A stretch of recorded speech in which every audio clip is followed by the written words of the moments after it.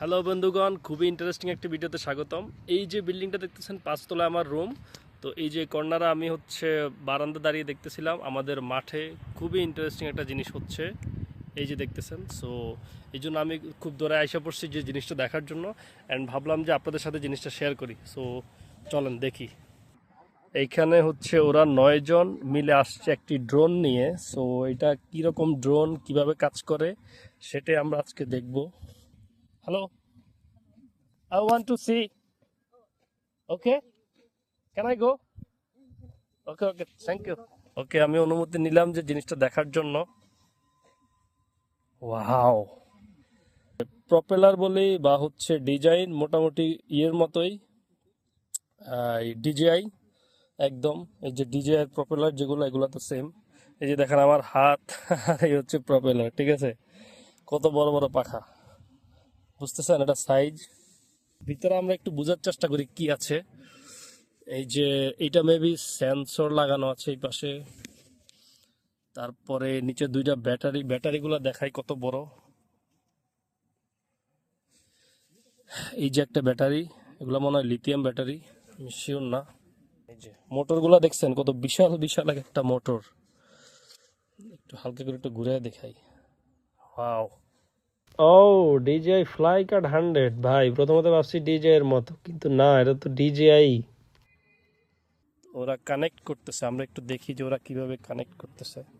这个图标就这样子啊，就相当于直接你可以试一下，然后就可以。地图精度低，建议在航测地图。 রিমোটটা DJI এর, দারুণ তো।长方形、飞个三角形都可以，打个三角形。圆形不行啊，它没有统一的圆，它的圆是多边形需要。一点点去。 এটা একটা ব্যাটারি, কত বড় দেখছেন?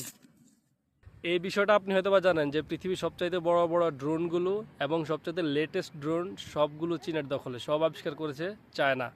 সো এত বড় বড় ড্রোনগুলো মেইনলি ওরা যে সীমান্ত রক্ষা, সামরিকভাবে বা যেসব জায়গায় ভারী ভারী পণ্য নেওয়া যায় না, গাড়ি যাইতে পারে না, ওই সব কাজে তারা এইসব ড্রোন, এত বড় বড় ড্রোনগুলো ইউজ করে, ঠিক আছে? এছাড়া ছোটো ছোটো এর চেয়ে আরেকটু ছোটো মানের যেগুলো, ওগুলো তারা খাবার ডেলিভারি বা এছাড়া শহর কেন্দ্রিক কিছু কাজে তারা এগুলো সরকারি কাজে তারা ইউজ করে।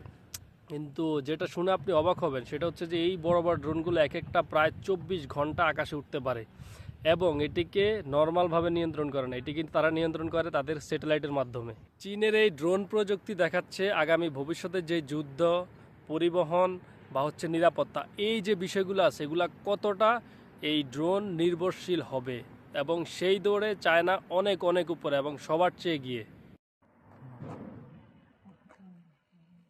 অনেকক্ষণ ধরেই ভাই ওরা চেষ্টা করতেছে, কিন্তু ভাই কিছু যান্ত্রিক ত্রুটির কারণে এটিকে ফ্লাই করতে পারতেছে না, মানে তারা লোকেশন সেট করতে পারতেছে না, এই জন্য ফ্লাই করতে পারতেছে না। সো আমি দুঃখিত ভাই, আজকের মতো দেখাইতে পারতেছি না আপনাদেরকে এটা ফ্লাই করা, আমি নিজেই দেখতে পারি নাই, আপনাদেরকে কি দেখাবো। সো আমি কথা দিতেছি আমাদের ভার্সিটির রোবোটিক্স ডিপার্টমেন্টে যেসব ছেলেরা আছে যারা ড্রোন ফ্লাই করা শিখে, যদি ওদের ড্রোনগুলো আরেকটু ছোটো মানের, তো আমি 2-1 দিনের মধ্যে আরেকটি ভিডিও আপলোড দিব, যেহেতু আজকে দেখাইতে পারি নাই যে ওরা কীভাবে ড্রোন চালানো শিখে, ওই ড্রোনগুলো দেখাবো। ইনফ্যাক্ট যদিও ওই ড্রোনগুলা এটার মতো না, ওই ড্রোনগুলো একটু ছোট টাইপের। সো আমি তারপরে চেষ্টা করবো এটা দেখার জন্য। সো আজকের মতো ভিডিও পর্যন্তই। দুঃখ নিয়ে, ভারাক্রান্ত হৃদয় নিয়ে আল্লাহ হাফেজ, বাই বাই।